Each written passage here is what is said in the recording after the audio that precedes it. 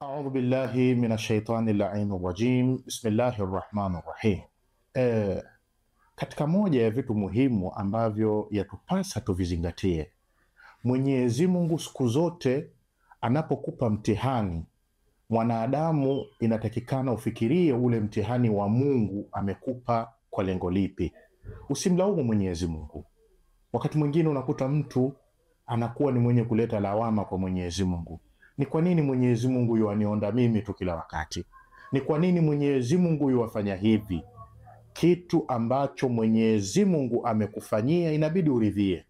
Wakati mwingine Mwenyezi Mungu anakupa mtihani, kumbe ule mtihani ni faraja kutokana na jambo fulani. Kwa mfano, uende ikawa ulikuwa una safari yako na ni safari ya muhimu tabaan, unataka usafiri, lakini kabla ya kusafiri, ile siku ambayo unasafiri, unakuta labda unapata mtihani mwingine. Mtoto wako labda anaumwa, au wewe mwenyewe unaugua ghafla, au unafanyaje? Pale unaanza kuleta malawama na kumshutumu Mwenyezi Mungu kutokana na lile jambo na yale maradhi yaliyokufika.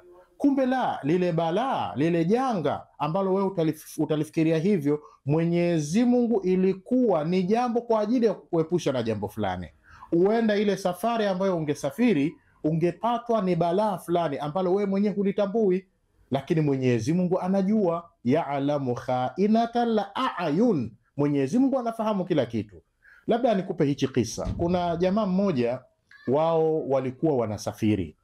Wakiwa katika safari yao, ni safari taban, walikuwa wanasafiri kwa kutumia jahazi, wanasafiri baharini kwa kutumia jahazi.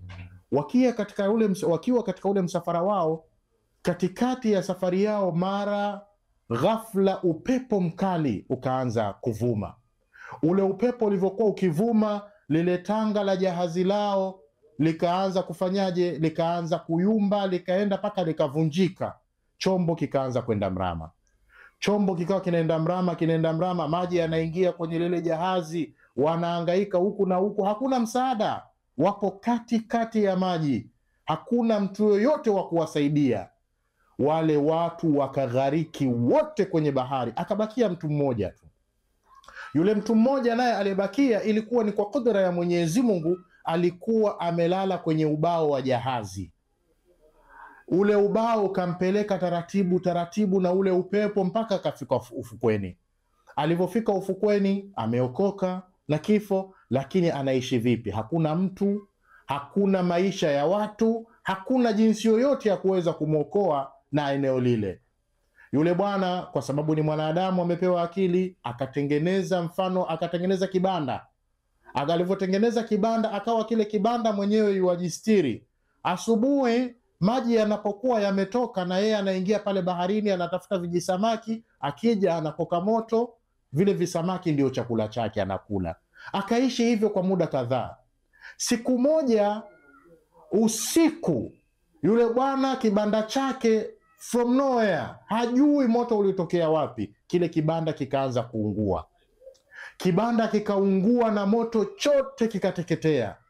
Kilivyoteketea, yule bwana sasa akapiga magoti, akaanza kumlaumu Mwenyezi Mungu. Ewe Mwenyezi Mungu, angalia balaa ulioniletea la kuja mimi kuishi peke yangu huku ufukweni bila ya kuwa na mtu yoyote. Hili lote Mwenyezi Mungu umeona halitoshi, mpaka kile kibanda mnachojistiri pia umeamua ufanyaje? Umeamua ukichome. Hii ni balaa gani hili Mwenyezi Mungu? Akawa anamlaumu Mwenyezi Mungu. Asubuhi bila kutarajia, akaja akaona kuna boti limekuja limesimama pale ufukweni. Lile boti lilivyosimama, yule akaenda kwenye boti pale, akawauliza, huku mmefikaje huku? Wale wakamwambia, usiku tuliona moto huku unawaka. Moto ulikuwa unawaka sana, sisi tukajua hatman ule moto unavyowaka lazima kuna mtu atakuwa ameuasha ule moto, anahitaji msaada. Ndiyo maana tukafunga safari tukaja paka hapa. Yule bwana ndo anashika kichwa, la haula wala quwwata, nimemlaumu Mungu bure. Kumbe ule moto uliokuwa unawaka ndo ilikuwa kinga yangu mimi leo kuja kuokolewa. Sasa angalia kisa hichi, Mwenyezi Mungu anakupa mtihani, lakini kumbe ule mtihani ni faraja kwako wewe kutokana na kutoka au kuepukana na mtihani mkubwa ambao wewe ulikuwa haufahamu. Warallah bima qasamahu Allahu lak. Siku zote lile jambo ambalo Mwenyezi Mungu amekugaia mwanadamu, inatakikana uridhie. Mwanadamu inatakikana lile jambo ulikubali, na wala usiwe ni mwenye kupinga mambo au mwenye kupinga hukumu na makadirio ya Mwenyezi Mungu Subhanahu wa Ta'ala. Wassalamu alaikum wa rahmatullahi wa barakatuh.